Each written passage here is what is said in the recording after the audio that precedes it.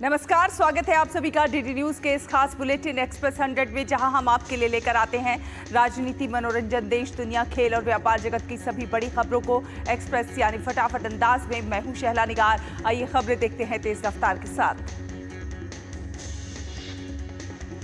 पूर्वोत्तर में भारी बारिश और बाढ़ से हालात गंभीर हैं। प्रधानमंत्री नरेंद्र मोदी ने असम और सिक्किम के मुख्यमंत्री से भारी बारिश और बाढ़ के कारण उत्पन्न स्थिति पर बात की है।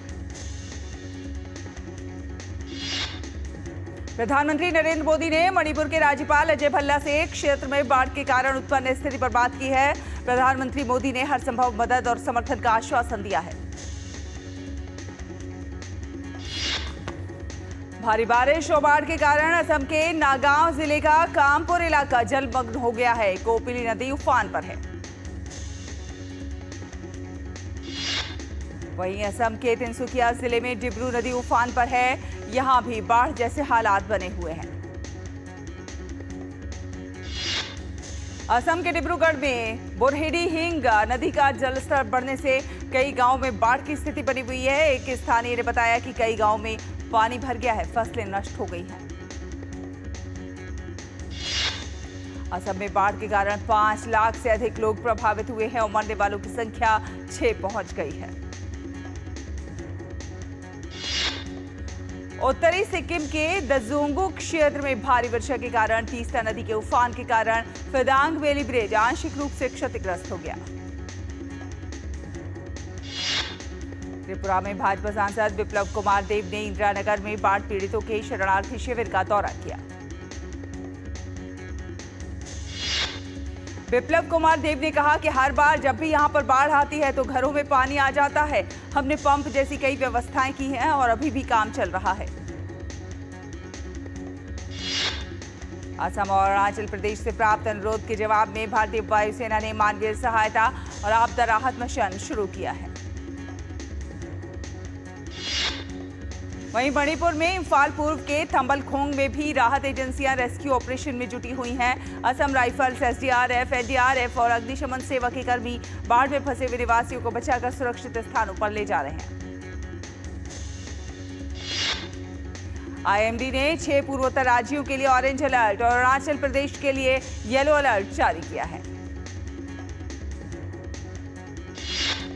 बीजेपी सांसद बैजयंत पांडा के नेतृत्व में सर्वदलीय प्रतिनिधिमंडल कई देशों में ऑपरेशन सिंदूर की सफलता और आतंकवाद को लेकर भारत के पक्ष को रखने के बाद स्वदेश वापस लौट आया है।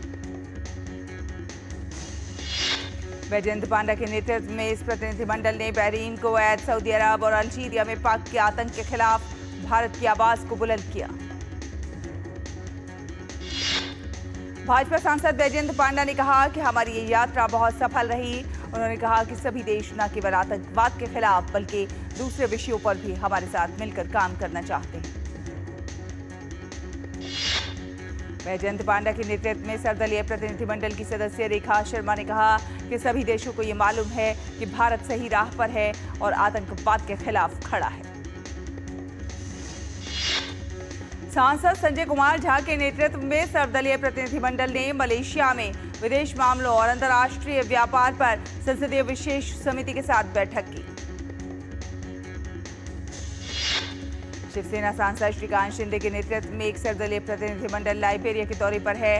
प्रतिनिधिमंडल के सदस्य भाजपा नेता एसएस आहलूवालिया ने कहा कि पाकिस्तान आतंकवाद का केंद्र बनता जा रहा है। शिवसेना सांसद श्रीकांत शिंदे ने कहा कि हम अपने साथ शांति का संदेश और आतंकवाद के प्रति जीरो टॉलरेंस लेकर चल रहे हैं। भाजपा सांसद बांसुरी स्वराज ने कहा कि सारी दुनिया को आतंकवाद के खिलाफ एक साथ खड़े हो जाना चाहिए। उन्होंने कहा कि 22 अप्रैल को पहलगाम में हुआ आतंकी हमला इंसानियत की हत्या थी।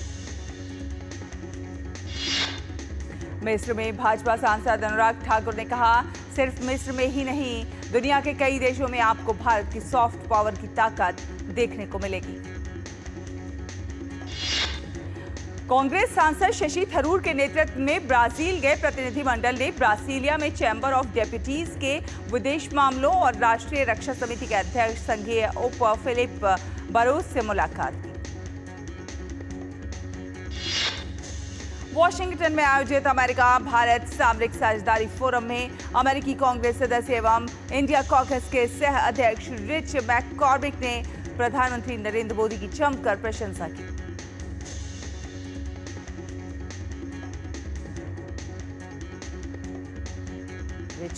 रिच ने प्रधानमंत्री मोदी को भारत में अब तक का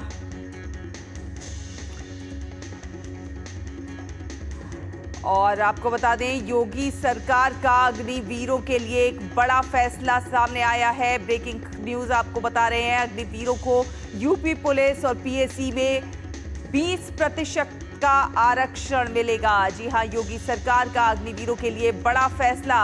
अग्निवीरों को यूपी पुलिस और पीएसी में 20% अब आरक्षण दिया जाएगा। बड़ी खबर आप तक पहुंचा रहे हैं। अग्निवीरों के हित के लिए योगी सरकार ने बड़ा फैसला लिया है। अग्निवीरों को यूपी पुलिस में 20% आरक्षण मिलेगा, पीएसी में भी 20% आरक्षण मिलेगा। योगी कैबिनेट की बैठक में 10 प्रस्तावों पर मोहर लगी है। योगी सरकार का अग्निवीरों के लिए बड़ा फैसला सामने आया है। योगी सरकार का अग्निवीरों के लिए ये बड़ा फैसला।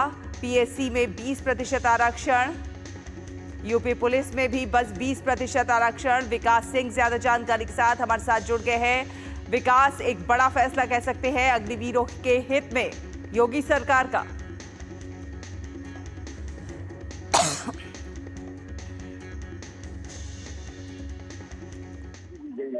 इसके तहत 20% हॉरिजॉन्टल आरक्षण दिया जाएगा।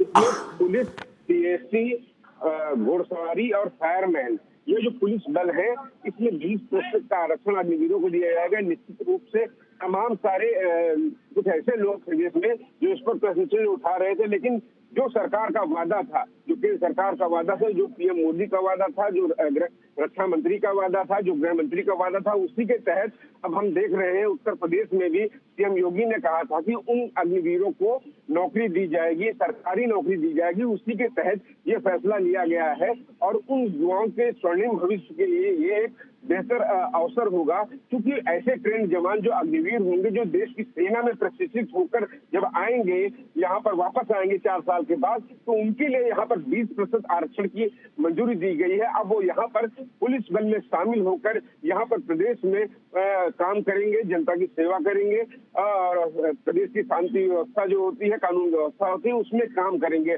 और ऐसे वेल ट्रेंड लोग निश्चित रूप से उत्तर प्रदेश की पुलिस में जब तो उत्तर प्रदेश की पुलिस की भी एक छवि अलग से बेहतर और बेहतर होगी।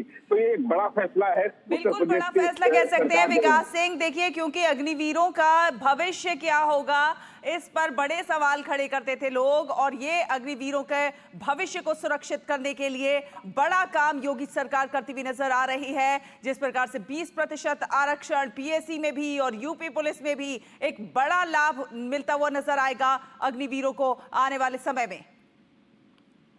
जी बिल्कुल, बड़ा लाभ मिलता हुआ नजर आएगा। उत्तर प्रदेश में बड़ी संख्या में पुलिस भर्तियां होती हैं और इसमें हमने देखा था कि अभी कुछ ही समय पहले 60,244 पदों पर भर्ती हुई थी और उत्तर प्रदेश सरकार की तरफ से कहा गया था आने वाले समय में निरंतर भर्ती जारी रहेगी। अब आने वाले समय में जब पहला बैच निकलेगा अग्निवीर का, उसके बाद उत्तर प्रदेश पुलिस में उनके लिए पहले से ही ये पद आरक्षित कर दिए गए हैं कि क्योंकि यहाँ पर आएंगे, वो यहाँ पर उत्तर प्रदेश के पुलिस बल में काम करेंगे, चाहे उत्तर प्रदेश पुलिस आरक्षी बल हो, चाहे पीएसी बल हो, चाहे घुड़सवार हो या चाहे फायरमैन हो। इन सभी विंग में, चारों विंग में 20% के आरक्षण को मंजूरी दी गई है। और उत्तर प्रदेश एक बड़ा क्षेत्र है, यहाँ पर एक बड़ी आबादी है और बड़ी संख्या में पुलिस बल मौजूद रहता है, तो एक बड़ी संख्या में अग्निवीर यहाँ पर आएंगे और उनको यहाँ पर आरक्षण मिलेगा। उत्तर प्रदेश सरकार के द्वारा जो कानून व्यवस्था संभालने के लिए पुलिस बल लगाया जाता है, उसमें ये सब लोग काम करेंगे और निश्चित रूप से वेल ट्रेंड लोग जब शामिल होंगे तो उत्तर प्रदेश पुलिस का चेहरा भी और ज्यादा निखरेगा। वो तमाम सारे युवाओं का भविष्य सुधरेगा और खासतौर से जो कुछ ऐसे लोग हैं, विरोधी लोग हैं, जो सवाल उठाते थे इस योजना पर, उनके लिए एक करारा जवाब है कि युवाओं के भविष्य को लेकर सरकारें चिंतित रहती हैं और इसी का नतीजा है कि युवाओं के लिए ये एक बड़ा कदम उठाया गया है उत्तर प्रदेश सरकार के द्वारा। जी बिल्कुल, और योगी कैबिनेट की जो बैठक हुई है उसमें 10 प्रस्तावों पर जो है मोहर लगी है। कौन कौन से वो प्रस्ताव है जिन पर मोहर लगी है इस बड़ी बैठक में? देखिए, इसके साथ अगर ये एक बड़ा फैसला है, इसके साथ तमाम सारे अन्य बड़े फैसले लिए गए हैं। खासतौर से अगर उत्तर प्रदेश में निवेश की बात करें तो उनको धरातल पर उतारने के लिए तमाम सारे फैसले लिए गए हैं। खासतौर से जो कंपनियां निवेश कर रही हैं उनके लिए सब्सिडी जारी करने के लिए निर्देश दिया गया है और जो भी विकास के द्वारा। और इसके साथ साथ उत्तर प्रदेश में अन्नपूर्ण भवन बनाए जाएंगे, जिसमें जो अनाज रखा जाता है उसको व्यवस्था के लिए तमाम सारे निर्णय लिए गए हैं। ऐसे एक करके अयोध्या में विकास की परियोजनाओं को लेकर कुछ मंजूरी दी गई है। ऐसे लेकर 10 प्रस्तावों को मंजूरी दी गई है उत्तर प्रदेश की कैबिनेट में आज। लेकिन ये एक बड़ा फैसला है कि युवाओं के भविष्य के लिए इस पर सबकी नजर थी और ये पास हो गया है। बिल्कुल, इस पर सभी की नजर थी और अब ये साफ हो गया है कि अग्निवीरों को यूपी पुलिस और पीएससी में 20% आरक्षण मिलेगा। योगी सरकार का बड़ा फैसला। बहुत बहुत धन्यवाद विकास, हमारे साथ जुड़ने के लिए, तमाम अपडेट हमारे दर्शकों से साझा करने के लिए। और आगे बढ़ेंगे, रुख करेंगे कुछ अन्य खबरों का। आपको बता दें, देश ने प्रधानमंत्री मोदी को भारत में अब तक का सबसे प्रभावशाली राजनेता बताया। उन्होंने कहा है कि प्रधानमंत्री नरेंद्र मोदी जनता से जुड़े हुए एक राष्ट्रवादी नेता हैं। वॉशिंगटन डीसी में आयोजित इंडिया यूएस फोरम में अमेरिकी उपराष्ट्रपति जेडी वेंस की पत्नी उषा वेंस ने अपनी हालिया भारत यात्रा के दौरान प्रधानमंत्री मोदी से मुलाकात के बारे में अपने अनुभव साझा किए। उषा वेंस ने भारत अमेरिका संबंधों को अपने लिए बहुत व्यक्तिगत बताया। साथ साथ उन्होंने इस बात पर जोर दिया कि ये दोनों देशों के बीच संबंधों के लिए बहुत अच्छा अवसर है।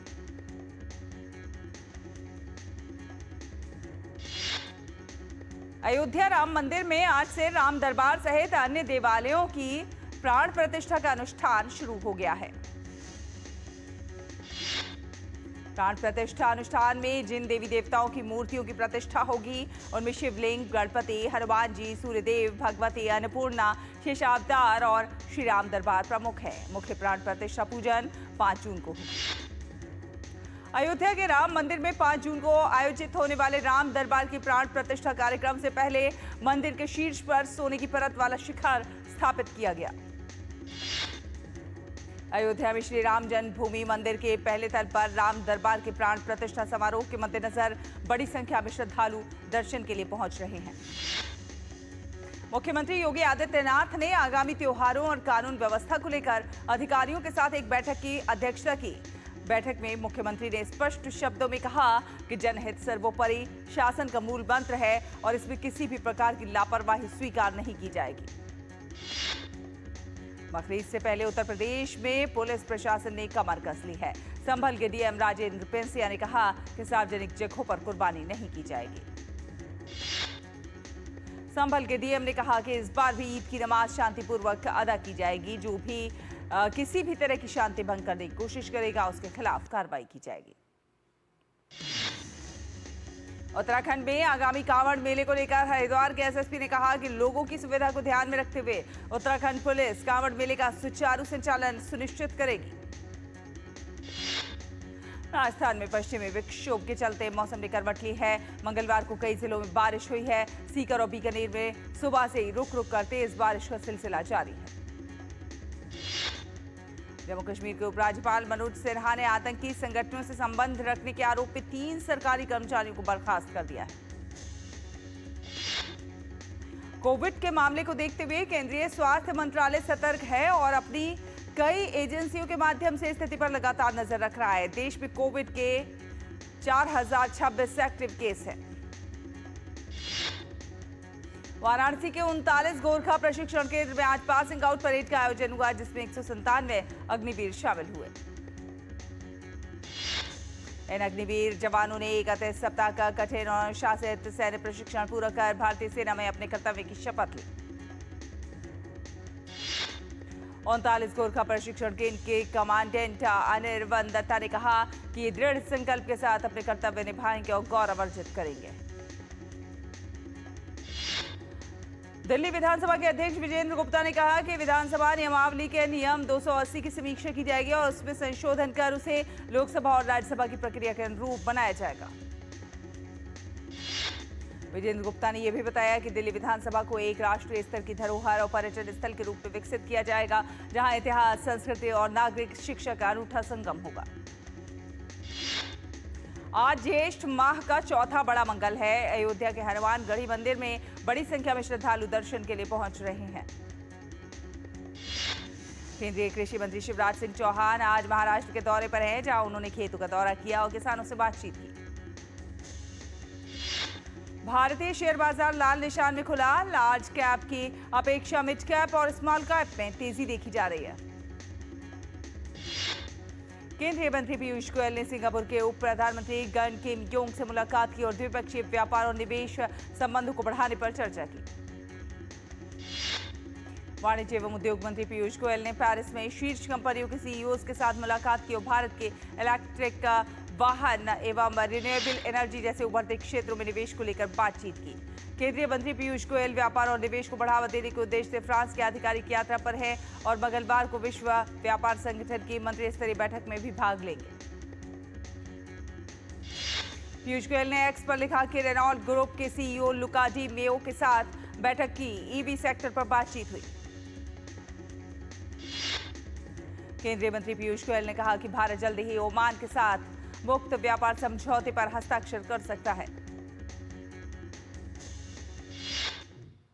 रुकेंगे एक छोटे से ब्रेक के लिए। ब्रेक के उस पार खबरों का सफर जारी रहेगा।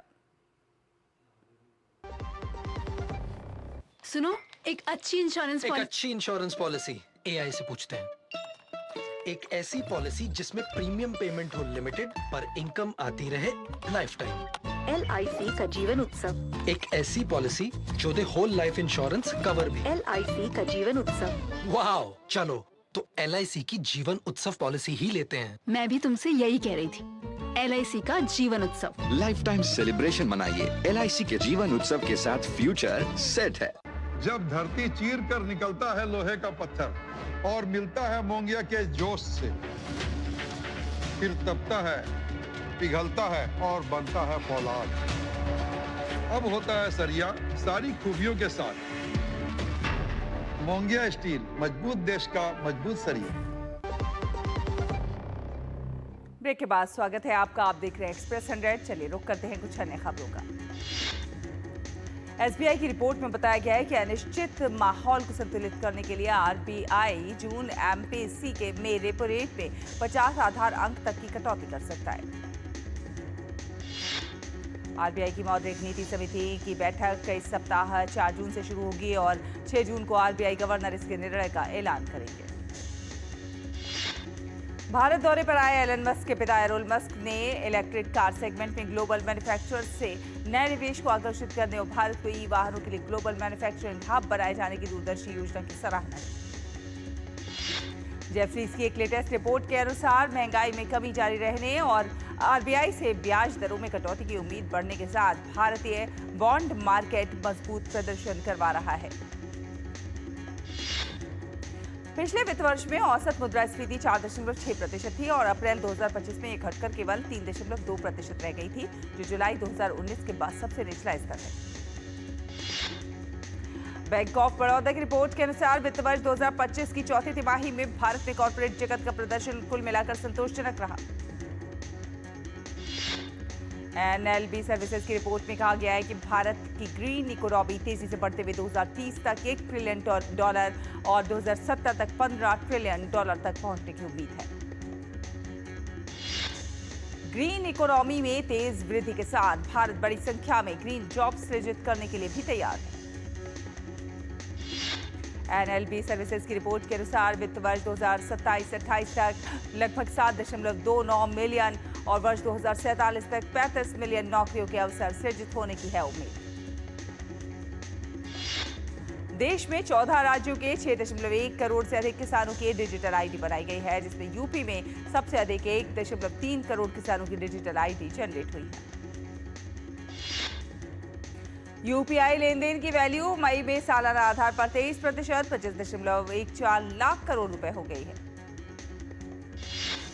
एक रिपोर्ट के अनुसार भारत में डेयरी कंपनियां मजबूत डिमांड डायनामिक्स VAP के बढ़ते शेयर और खुदरा स्तर पर दूध की ऊंची कीमतों के कारण इस वित्त वर्ष में 11 से 13% राजस्व वृद्धि दर्ज कर सकती हैं। क्रिसिल रेटिंग्स की रिपोर्ट के अनुसार डेयरी कंपनियां इस वित्त वर्ष में पूंजीगत व्यय में 10% की वृद्धि करेगी। HSBC इंडिया के अनुसार भारत के मैन्युफैक्चरिंग सेक्टर की गतिविधियां मजबूत बनी हुई हैं। भारत ने ब्राजील के ब्रासिलिया में आयोजित 11वीं ब्रिक्स संचार मंत्रियों की बैठक के दौरान डिजिटल विकास के प्रति अपनी प्रतिबद्धता की पुष्टि की। 11वीं ब्रिक्स संचार मंत्रियों की बैठक में केंद्रीय राज्य मंत्री डॉक्टर पेमसानी चंद्रशेखर ने भारत की प्राथमिकताओं को ब्राजील की ब्रिक्स अध्यक्षता द्वारा निर्धारित व्यापक विषय के साथ संरेखित किया है। डॉक्टर पेमासनी चंद्रशेखर ने सार्वभौमिक और सार्थक कनेक्टिविटी को आगे बढ़ाने में आधार और यूपीआई जैसी प्रमुख पहलों की महत्वपूर्ण भूमिका पर प्रकाश डाला। बीसीजी की रिपोर्ट में कहा गया है कि Bharat mobile first solution digital public infrastructure और विनियामक स्पष्टता के संयोजन के साथ वैश्विक स्तर पर सबसे गतिशील फिनटेक बाजारों में से एक के रूप में उभरा है। किया इंडिया की इस वर्ष मई में घरेलू बाजारों में बिक्री सालाना आधार पर 14.43% बढ़कर कुल 22,315 यूनिट्स हो गई है। भारत की एविएशन इंडस्ट्री बढ़कर पैसेंजर ट्रैफिक में दुनिया के शीर्ष 3 बाजारों में शामिल हो गई है। भारत का एविएशन सेक्टर करीब 77 लाख लोगों को रोजगार दे रहा है। कॉर्पोरेट प्रशासन और विकास को आगे बढ़ाने की दिशा में IICA पूर्वोत्तर का पहला क्षेत्रीय परिसर स्थापित करेगा। केंद्रीय गृह एवं सहकारिता मंत्री अमित शाह की अध्यक्षता में अन्न भंडारण योजना की समीक्षा बैठक हुई। अमित शाह ने AIF के अंतर्गत ऋण अवधि के विस्तार से PACS की वित्तीय स्थिति में सुधार हेतु त्वरित कार्रवाई की आवश्यकता पर बल दिया। सरकार ने इलेक्ट्रिक वाहनों पर विशेष ध्यान देते हुए यात्री कारों के घरेलू विनिर्माण को बढ़ावा देने के लिए योजना को मंजूरी दी। योजना के तहत वैश्विक निवेश को प्रोत्साहित करने के लिए अनुमोदित आवेदकों को 5 वर्ष की अवधि के लिए 15% के कम सीमा शुल्क पर न्यूनतम 35,000 अमेरिकी डॉलर के CIF मूल्य के साथ CBU आयात की अनुमति होगी। अमेरिकी राष्ट्रपति डोनाल्ड ट्रंप ने कोलोराडो में हुए हिंसक हमले की कड़ी निंदा की है। डोनाल्ड ट्रंप ने तुर्की के राष्ट्रपति के प्रस्ताव पर सहमति जताई।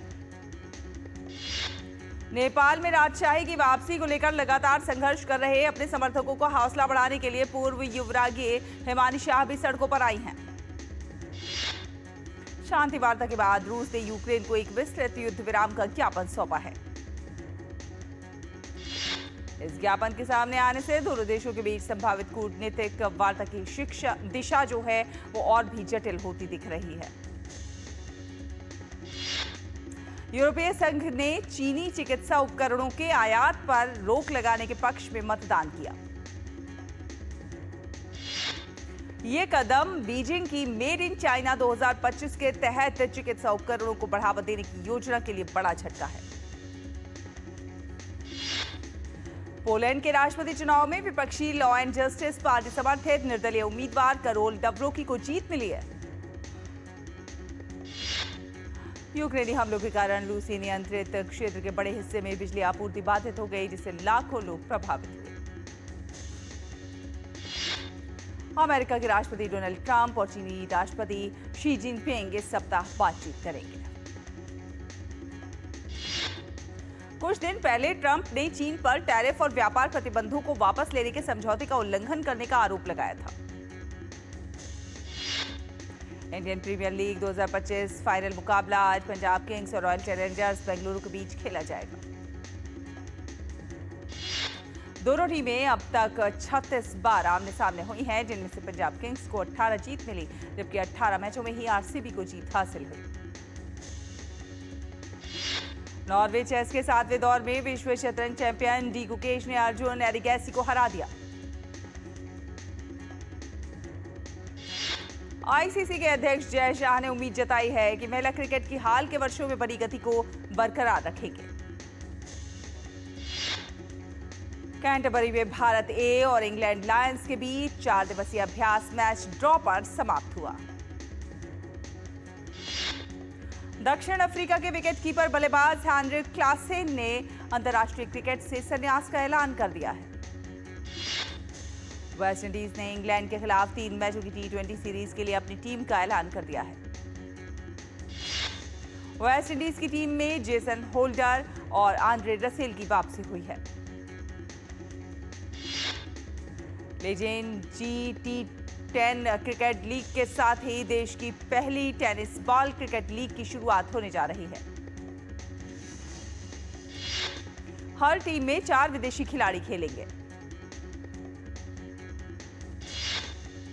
फ्रेंच ओपन के 3 बार के चैंपियन नोवाक जोकोविच ने ब्रिटेन के कैमरून नोरी को हराकर क्वार्टर फाइनल में प्रवेश कर लिया। इसी के साथ नोवाक जोकोविच ने रोलांग गैरो में अपना 100वां मैच जीतकर राफेल नडाल के सेंचुरी क्लब में जगह बना ली है। क्वार्टर फाइनल में नोवाक जोकोविच का सामना जर्मनी के अलेक्जेंडर ज्वेरेव से होगा।